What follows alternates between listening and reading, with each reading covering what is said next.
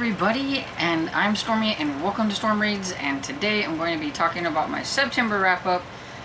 Getting it out a little bit late, but you know, we had reasons.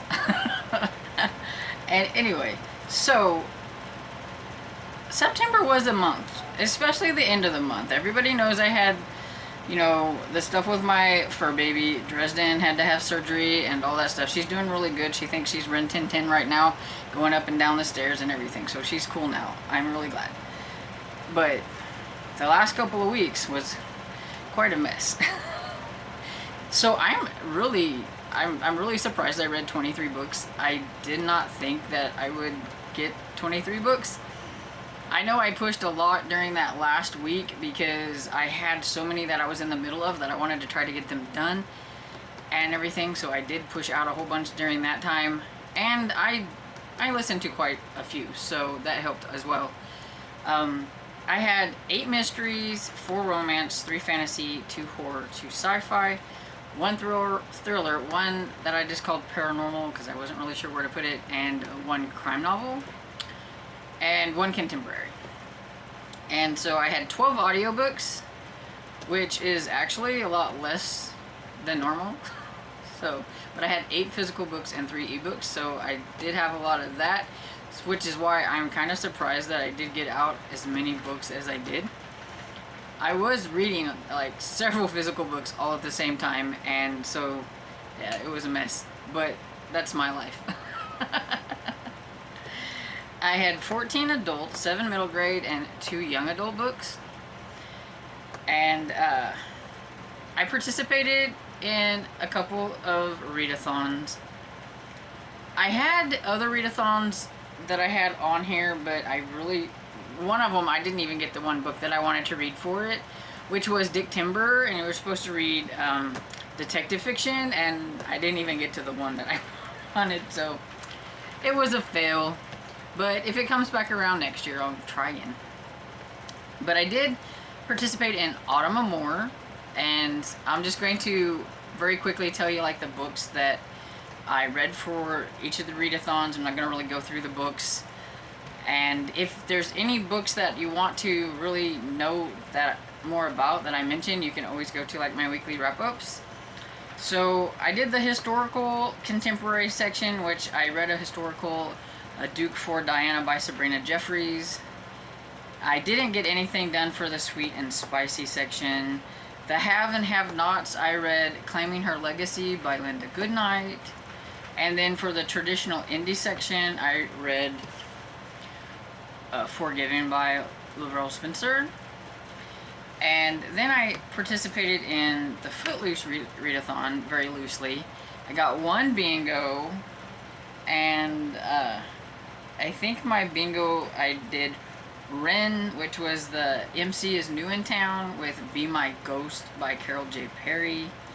It is the first in, I think it's called the Haunted Haven series, but I'm not quite sure.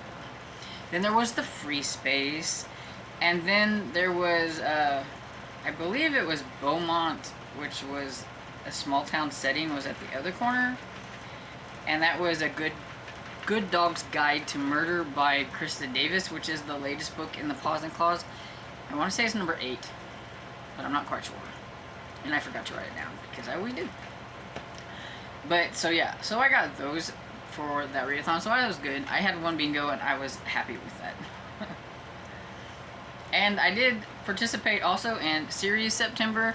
I mean, I'm always reading series anyway, so why not? I didn't know if I would get any of the prompts done, but I actually got quite a few. So one of the prompts was Let's Get Started, start a series. So I read The Witch Haven by Sasha Payton Smith, and then A Blast from the Past, to read an old series or one that I started ages ago, and I have started this series a long time ago, and I really need to wrap it up. So I read The Harvest Man by Alex Grecian. It's the 4th book in the Scotland Yard Murder Squad, so now I only have 1 more to go, so I will finish this series up next year. Then let's see. Oh, that's a wrap to finish a series or to get all caught up in a series. Again, I used Good Dog's Guide to Murder by Krista Davis. My out of the box, or a different, which was different genre, format, or category, I put this one because I don't read a ton of physical books. Usually I read more ebooks and audiobooks, so I put this as like the out of the box one. And then the next one I have is You Own It, Now Started, a series. You own a few on your shelves, but you haven't started yet. And I own 2 in the Canesville series by Kelly Armstrong, so I read the first one, Omens. Very weird. So the last one for this readathon, for me, was Now You Can Watch It series with an adaptation. And for that one, I did An Offer from a Gentleman by Julia Coyne. It's the 3rd book in the Bridgerton series. Even though season number 3 hasn't come out with probably their story, it's still an adaptation, so I was counting it because the Bridgerton has been adapted. And that's all the ones that I got for that. I did a lot better with the series September than I thought I would. There were, let's see, I think 3 prompts that I didn't have anything for, so that's pretty good. Actually, I did really well. And I will mention that I did make it to half of The Witching Hour by Anne Rice, which was what me and my friend were buddy reading, and I was going to do half and half this month, so I've got the other half to go, so hopefully I can manage to get that half done this month. So yeah, so I did fairly well with all that kind of good stuff. And so now I'm going to just talk about like what my favorite books were of the month, and then I have like one that I have on my like least favorites. So I had a lot of really good reads, even though I gave most of these like 4, some of them were like 4.5, but they were still really good. So Forgiving by Lavelle Spencer is on this list because she's just really good. I love Lavelle Spencer. She's becoming a favorite author. I would like to say thank you to Melissa from Library and Labradors for putting me onto this author because she's like really awesome. Years is still my favorite, but this was probably about 4.5, I would say. It was good. I liked it. There were certain things that was kind of like, but other than that, I really liked it. It's about Noah and Sarah, and it's kind of a western-y type. Sarah's gone to Deadwood to find her sister, and finds out that her sister is there, but she's under a different name because she is a prostitute in that town, and there are reasons behind that Sarah has no idea why she would have done something like that, but she wants to figure it out. She wants to get her sister out of that kind of thing, and she meets the marshal there who they bump heads with quite frequently at the beginning. And so it's kind of like a little bit of enemies to lovers there, because like they really didn't like each other at the beginning, but of course they did start to like each other. And I think it might be more like maybe hate to love, maybe, I don't know, but I'm not very good with the tropes.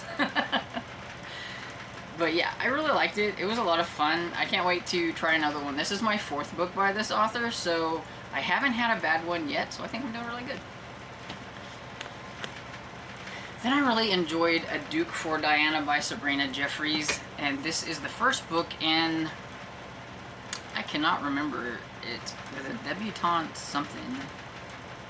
Anyway, it is about sisters who, because of a scandal that their parents created, they are no longer considered marriageable material, and so they decide to go in together with each other and kind of come up with an events planning type thing. They are going to help other young ladies come out into society. They each have their niche that they're good at. Like Diane is really good with clothing and what to wear and what the new styles are and how you should do that. One is really good with hair and that kind of thing, and then the other one is really good with picking foods. And so they work together and they do that kind of thing. And there is a new Duke in town.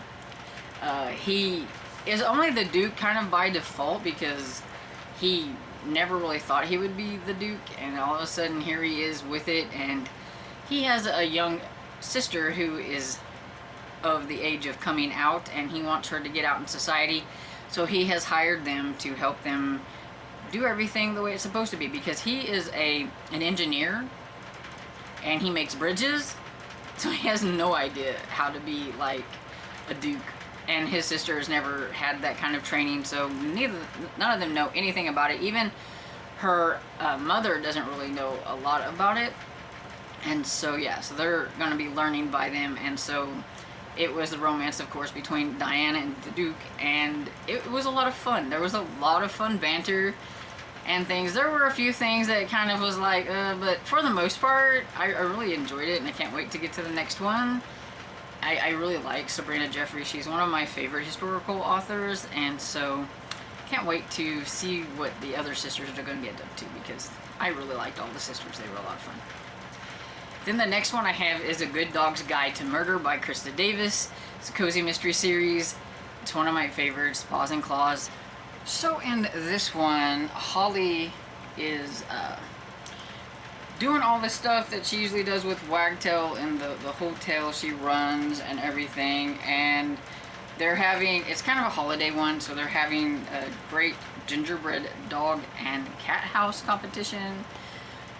So a lot of things are going on, and then her mother comes back to town, and she hasn't seen her mother in a long time, and it's not that she doesn't like her mother, it's just now is not a good time for her mother to show up. So she has to deal with that. And then, of course, there is the murder, and then she's going to have to figure out things with that, and I really enjoyed it. It was a lot of fun. There's a lot of visitors that have come to Wagtail during this time, so, you know, Trixie's always good at finding those dead bodies. And what I think was funny about this is Trixie, well, it was fun, not funny, but it was fun, is that Trixie at the end, I listened to it on audio, so I don't know if it was at the beginning of a chapter or the end of the chapter, but she would give her a good dog's guide to murder, pretty much. So she would talk about how when finding a body, the best things to do is how to get your human over there to where the body is, because that's one of the kind of running things with this series, is that Trixie, Holly's dog, always ends up being the one that finds a body. So they hate when she goes missing, because if they find her, it's usually because there's a body nearby. And Twinkle Toes the cat is pretty fun too. But she's not quite the dead body sniffer outer that Trixie is. But I like that Wagtail is a pet-friendly town. That's kind of fun, that you can bring your pet and stay in the hotel, and they always have nice and interesting and entertaining things that you can do with your pet. They have treats, so like if you're in the restaurant, you order your food, you can order your dog food. They'll have a pet-friendly version of the foods that are there and things like that. It's kind of fun. And then the last one I'm going to talk about is Area 51 by Julie Buxbaum. I really thought this was a lot of fun. I was trying to get a mix of genres in my favorites, and this was a middle grade that I read, and I mean, you can just tell by the cover that it was going to be kind of fun.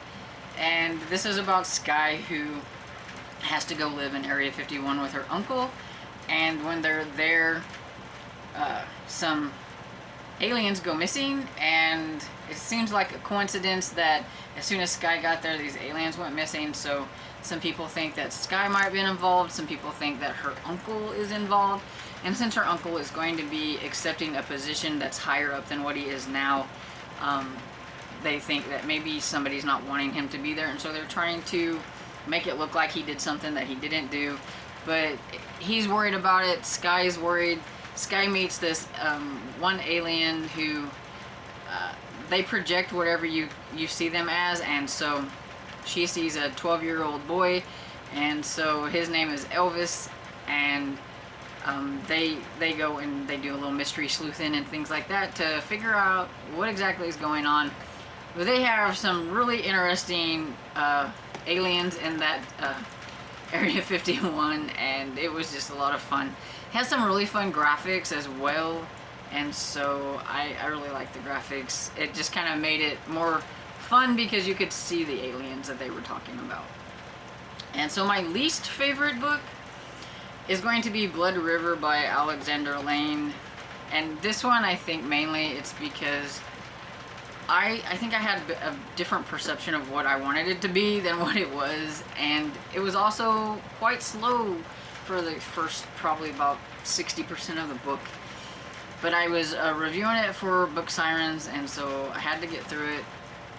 And I just didn't really like it that much. I gave it 2.5 stars, but I thought because of the cover, I mean, look at the cover. The cover's like super cool, and I kind of thought it was going to be more like a killer animal type thing, but if I would have paid more attention to the blurb, it was about somebody being possessed by an animal spirit, which this is not the same.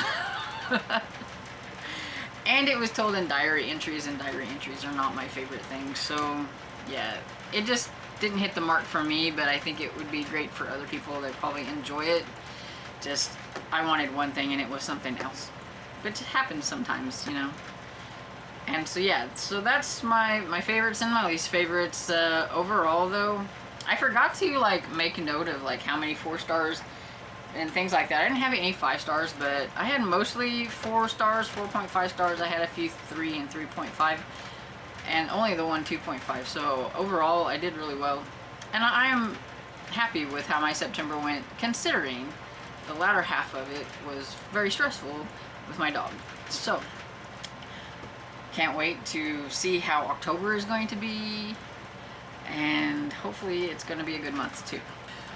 So have you read any of the books that I mentioned? If you have, let me know what you thought about them down in the comments, just no spoilers. And I hope you enjoyed this video, and if you did, please give it a thumbs up and subscribe, and I will see you all in the next video. Bye!